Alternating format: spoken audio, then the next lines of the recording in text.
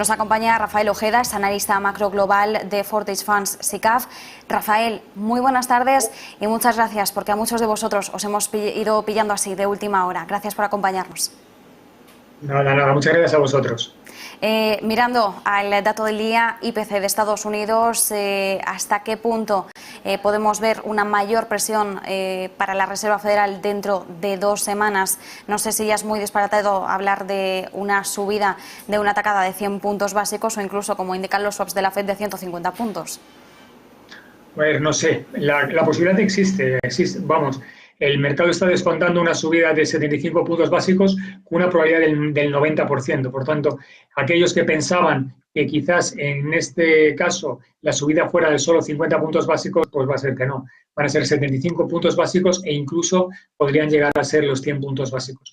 Está por ver Jerome Powell no solamente la velocidad a la que sube los tipos, sino lo que para mí es mucho más relevante es hasta dónde va a llevarlos. Porque todo apuntaba a que los iba a subir muy rápidamente en tacadas de 50 o 75 puntos básicos, pero que los iba a acotar muy rápidamente y a partir de ahí, digamos que la economía por sí misma ajustaría todos los problemas que tiene. Sin embargo, todo apunta a que probablemente tenga que subir los tipos de interés bastante más allá de lo que tenía pensado. Hablamos de un 3,5, un 4% los tipos de interés, y eso sería verdaderamente preocupante no solamente para la economía norteamericana, sino para la economía global. Por lo que estamos viendo, porque el tipo de cambio del euro con el dólar ya ha llegado a la paridad y podríamos encontrarnos con un horizonte bastante complicado que fuera el que cotizara en el entorno del 0,90, es decir, que valiera más el dólar que el euro, y eso sí sería un problema en los mercados internacionales. Importante, Rafael, el matiz que introducías, ¿hasta dónde va a llevar Jerome Powell los tipos de interés? Claro, si tenemos en cuenta, pongamos, el peor escenario en el que la inflación siga muy elevada mes a mes y la Reserva Federal tenga que pisar el acelerador lo máximo posible, ¿a qué nivel podríamos tener los tipos en diciembre de este año? Evidentemente no tenemos la bola de cristal y tampoco nos podemos aventurar más de la cuenta, pero por poner un máximo, un tope, ¿hasta qué punto podríamos verlos? Podríamos verlos en el entorno del 3,5-4%. Todo va a depender, entre otros motivos, de la decisión que tome Rusia con el gasoducto que conecta a Rusia con Alemania. Si finalmente estas obras que tienen durante 10 días decide Putin cerrar el gasoducto, va a generar una tensión brutal en los mercados de derivados, no solamente de gas natural, sino también del precio del petróleo. Estados Unidos ha intentado presionar todo lo posible a Rusia con el tema del petróleo para apretarla, pero sin embargo está absolutamente imposibilitada de hacerlo porque Rusia es el tercer mayor productor de petróleo del mundo y el segundo mayor exportador. Y por tanto, si quitas a Rusia de la ecuación, el precio del crudo se nos podría ir por encima de los $250-300 barril, con lo cual la inflación sería brutal en todo el mundo.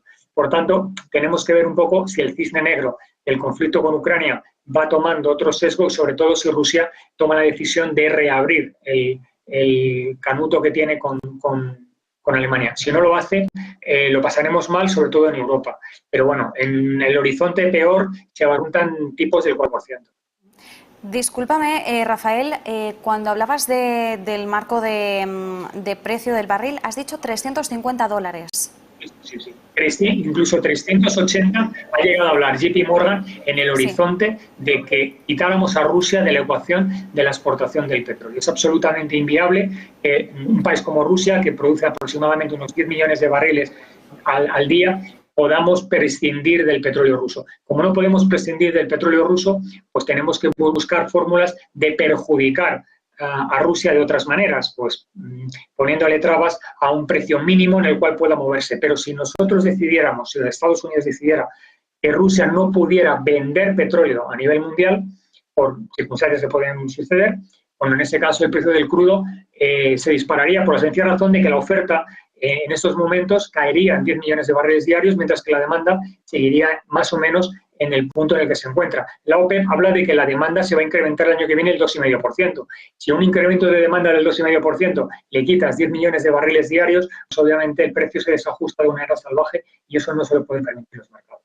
Y, por supuesto, en medio de esas presiones que está intentando aplicar Estados Unidos, recordemos, hoy además nos hacíamos eco de ello, Janet Yellen, la secretaria del Tesoro de Estados Unidos, ya ha mantenido una reunión virtual con el viceprimer ministro chino, con Liu He, para intentar llevar a China hacia su terreno y convencerla de aplicar ese tope al crudo ruso.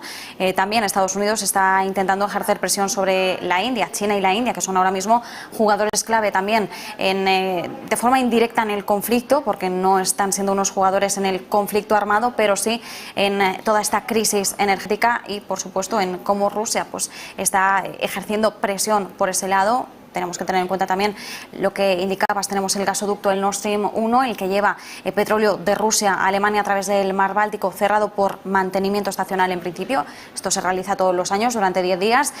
Alemania ya advertía, esto puede servir a Rusia como excusa para mantener durante más tiempo el gasoducto cerrado. Y ojo, porque se avecina un invierno duro en Europa y, por supuesto, para Alemania, que el propio ministro de Economía, Robert Habeck, reconocía la fuerte dependencia que hay en Alemania en la energía rusa.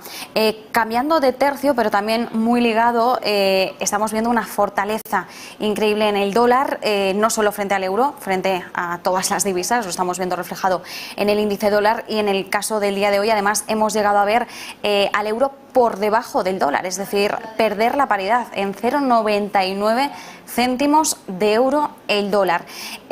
Un euro más débil sí que es cierto que tradicionalmente favorece nuestras exportaciones, perjudica nuestras importaciones. Cuando digo nuestras me refiero a Europa, pero claro, también tenemos que tener en cuenta que las materias primas nosotros las pagamos en dólares en medio de una crisis energética. Esto empeora todavía más nuestra situación. No sé hasta qué punto nos está abocando ya a una recesión inevitable. Tú muy bien lo has indicado. Nosotros obviamente nos favorecería nuestras exportaciones, pero todas nuestras importaciones se encarecen de una manera importante.